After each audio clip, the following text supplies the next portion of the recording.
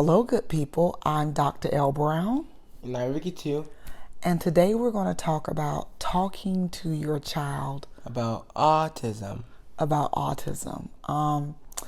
So, second grade was a really challenging year for me. Not so much for Ricky too. I don't think he noticed a lot, but I noticed a lot as a mom.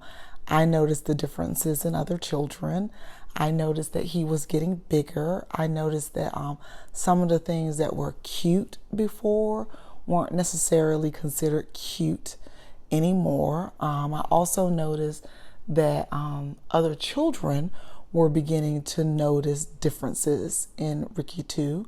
And that's the first time when the separation started to occur where, people were kind of, making friends on a more cerebral level as opposed to What does that mean? Like on a brain level, like because they connect to each other with the brain, with thoughts, as opposed to run and tag and jump and hop and skip. And like play hide and go seek. So now it's kind of like they were having discussions and mutual interests. So friendships were now being developed. Or like chilling out. They were chilling out, and all that good stuff. Instead of like playing tag or doing races. Right. So the friendship style was changing.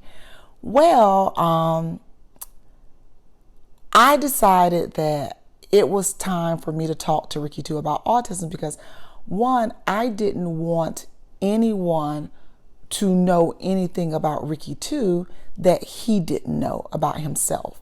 So one of the reasons why I feel like it's really important to end this Autism Awareness Month video series with this particular video is because when we talk about autism acceptance, while we want others to accept individuals with autism, for me as a mom, the most important person to accept autism was Ricky too, because he has Ricky it. too, or other people with autism. Other people with autism, because to me, that's a part of...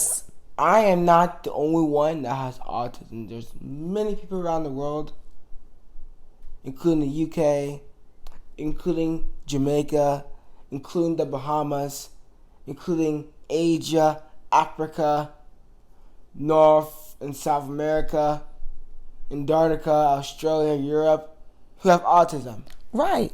So with that, we want individuals who have autism to first accept themselves, to love themselves. So the same way as a mother of a black child, I want to make sure that he accepts and loves his blackness. Blackness. Yes, and be proud of his culture. I also want him to love and accept his autism. And love about autism. And be proud of, the things that make him uniquely him. So, the summer after second grade, we were coming from Six Flags. We were walking to the parking lot. And you said, do you know autism? And I said, no. Yeah. I said, do you know what autism is?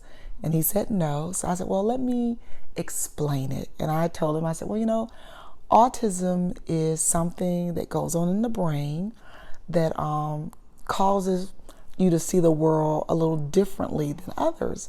A little differently, or a more unique fashion. In a more unique fashion. And I was like, and you have autism. And I was like, it was something that makes you special. It's something that makes you unique. And it is just a part of the way your brain sees the world. Saving a stimming. Right, and we talked about stimming. We talked about, because, he's always flapped his hands. He didn't know why. I don't think it's something he ever pays attention to, because it's flap his hands, shake my whole entire body like this. Because you've done it all your life, so it's just a part of him. So we had recently visited the Franklin Institute in Philadelphia, and they had an exhibit there that was synapses, and he was really fascinated with brain synapses. And I got in the institute. I climbed on the area because they had like a brain synapses climbing structure, because it's an interactive museum, great museum too. Yeah. So I used that to show him, essentially how his brain works. How, sometimes people who are neurotypical, their synapses immediately fuse together, make connections. They see one thing and they immediately connect it to another thing, and then they have all this data and they just pull from it, and they go through the world because they just take all this information and they immediately know what to do with it in their brain. And I said, there's so many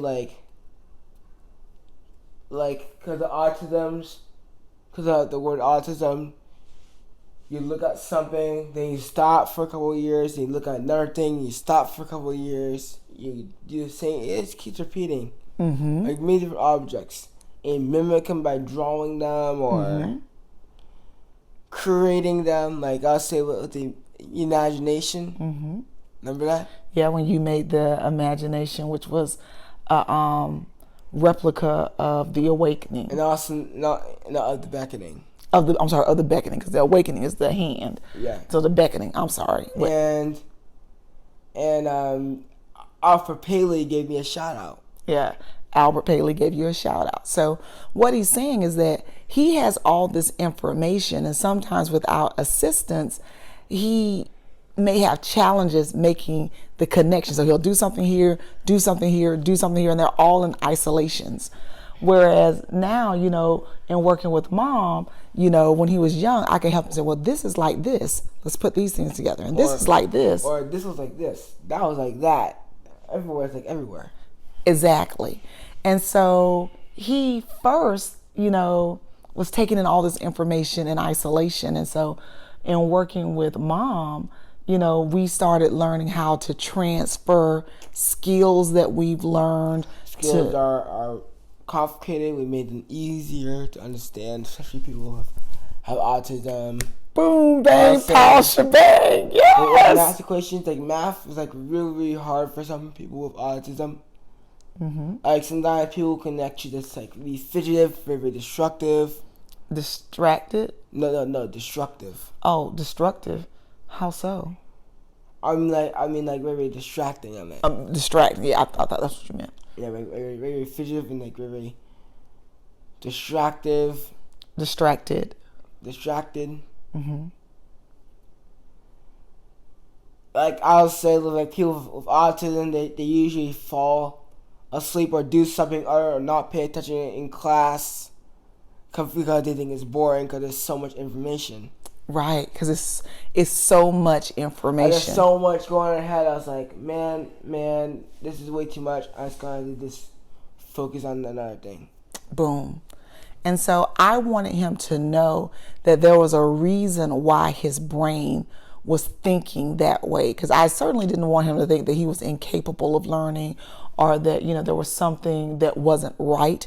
I just wanted him to know that he saw the world differently. I saw the world differently because with some people, they may think that the world is just original, right? Okay. Original, but I see the world as a whole new meaning. Really? That's deep, Ricky, too. I gotta say,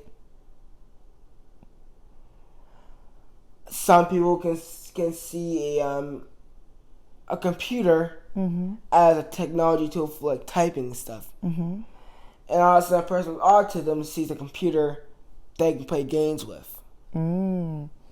Okay, so you look at that as something that you can play games with because that's something that interests you. Yeah. Okay, we'll explore that a little more because I want to understand that a little better outside of the video.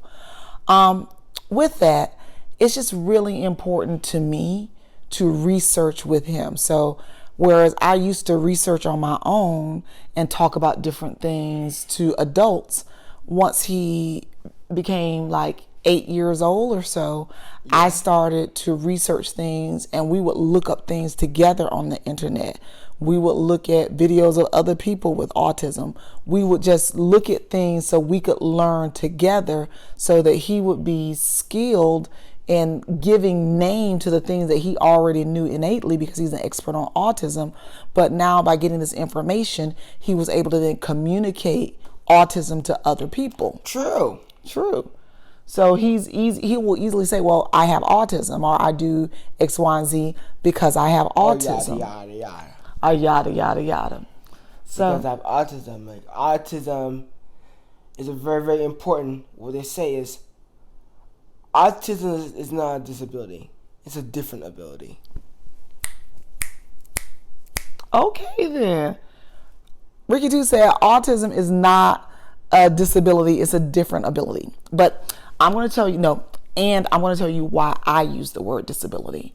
I use the word disability because while I call you a super kid and while I call you awesome, if I'm ever excellent, an excellent, epic, and all those things are true.